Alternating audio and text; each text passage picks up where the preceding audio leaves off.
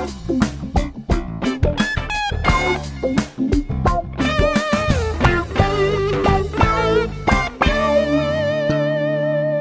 were a part of the 123 Soleil concerts? Cheb Khaled was at that time like the biggest Arabic artist in the world. I had to be. I mean, he was influential to a lot of different people, and his mix of American and rye music was just, in Europe, you couldn't touch it. Through Don, we did a project with him, and Don was a producer. And I had done like maybe 3 albums with Khaled since that first one, which had DD on it. DD was like huge. The record company, they called up and said, hey, you want to come to France, and it's going to be a really big concert. I didn't know how big it was until I got there. And Steve Hillich, who's an incredible guitarist and producer, was the overseer of this whole project. I met Rachid, who I knew about. Rachid, we call him the rock guy, because he was sort of this rock guy. He had the chains and the beret, and he was super cool, and he's great.